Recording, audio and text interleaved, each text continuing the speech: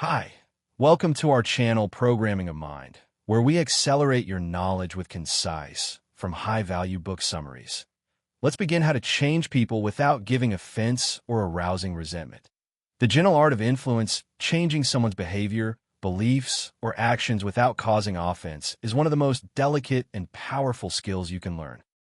Whether you're trying to correct a mistake, suggest a better way of doing things, or inspire growth, it's essential to approach change in a way that respects the person's dignity and avoids triggering resistance.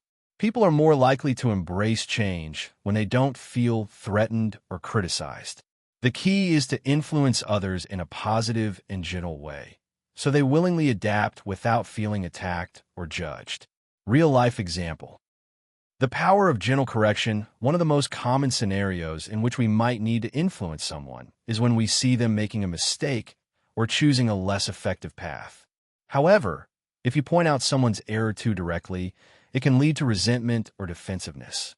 Instead, there's a more effective way to address these situations, one that focuses on gentle correction rather than confrontation.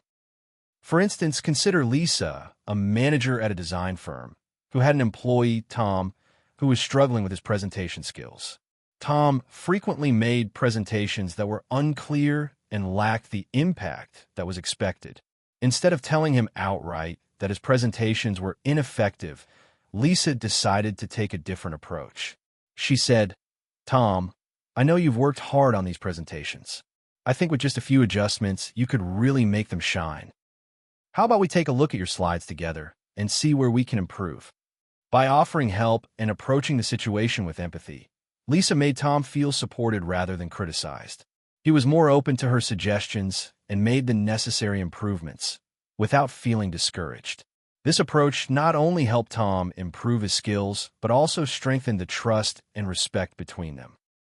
Why criticism often backfires. Criticism, even when it's well-intentioned, can have a negative impact on relationships. When people are criticized, they often feel attacked, which leads to defensiveness, resentment, or a feeling of failure.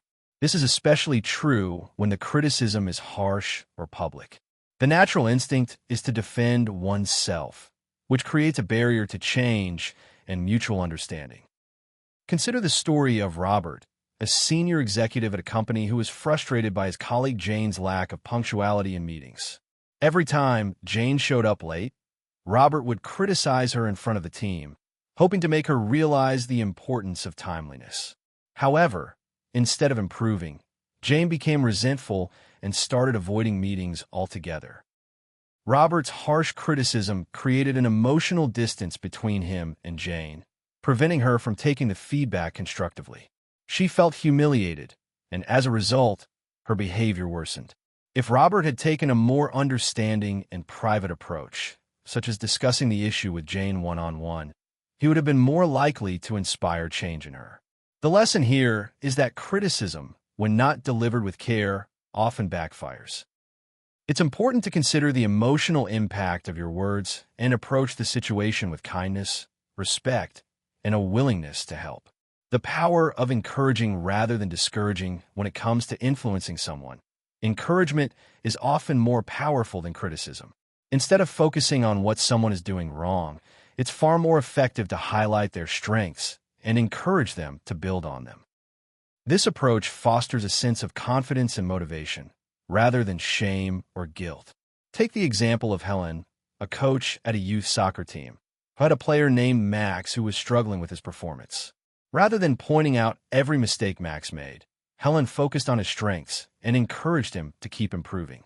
She said, "Max, you have great footwork, and I can see that you're giving your best on the field. Let's work on improving your passing technique so you can make even more of an impact during the game." Helen's encouragement helped Max stay motivated and focused on the positive aspects of his game.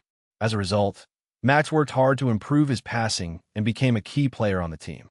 By focusing on the positives and offering support, Helen was able to inspire Max to become better rather than discouraging him with criticism. Why people often resist change and how to overcome it. Change can be difficult for anyone.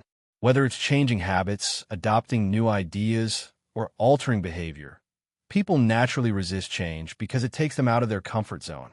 This resistance often stems from fear of the unknown or a sense of uncertainty. People feel secure in their current routines, even if they are not perfect, because they are familiar. Take the case of Jonathan, who was trying to get his team to embrace a new software tool that would streamline their workflow. Many team members were resistant, feeling comfortable with the old system, despite its inefficiencies. Instead of pushing the new tool aggressively, Jonathan took the time to address their concerns and highlight how the tool could make their work easier.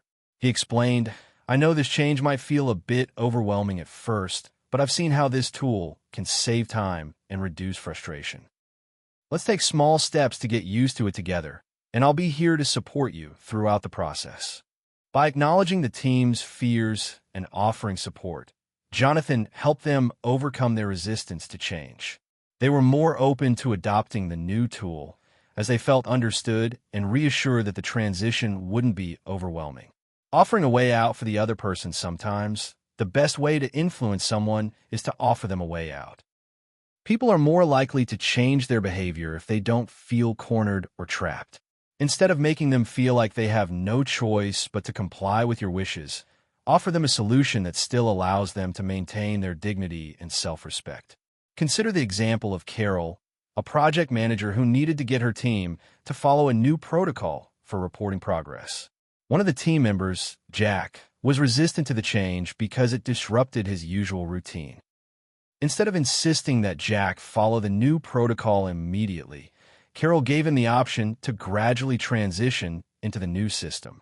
She said, "I understand that this is a big change, Jack. If you feel comfortable, you can start by following the new process for just one of your projects and see how it goes. I'll be here to help you along the way." By offering Jack a way out of the immediate pressure and allowing him to ease into the change, Carol made it easier for him to embrace the new protocol. He was able to take control of the situation and make the transition on his own terms, which helped reduce resistance and foster a sense of cooperation. Avoiding the "you're wrong" approach, telling someone they are wrong, is one of the most damaging things you can do if you want to influence them positively. When you tell someone they're wrong, it can trigger feelings of defensiveness, anger, and a desire to protect their position. Instead of creating conflict, focus on offering a better way or presenting new information in a non-confrontational manner. For example, if you're trying to persuade a colleague the new marketing strategy will be more effective than the one they're currently using, avoid saying, "Your approach is completely wrong." Instead, frame your suggestion as a collaborative conversation, like, "I've been looking into this new strategy, and I think it might help us achieve even better results. What do you think about trying it for this campaign?" This approach invites your colleague into the conversation, making them feel that their opinion matters and that they're not being judged or attacked. By avoiding the "you're wrong" approach, you can foster a more positive and productive dialogue, which will ultimately lead to a greater willingness to change. The power of praise and recognition. One of the most effective ways to influence someone's behavior is through sincere praise and recognition.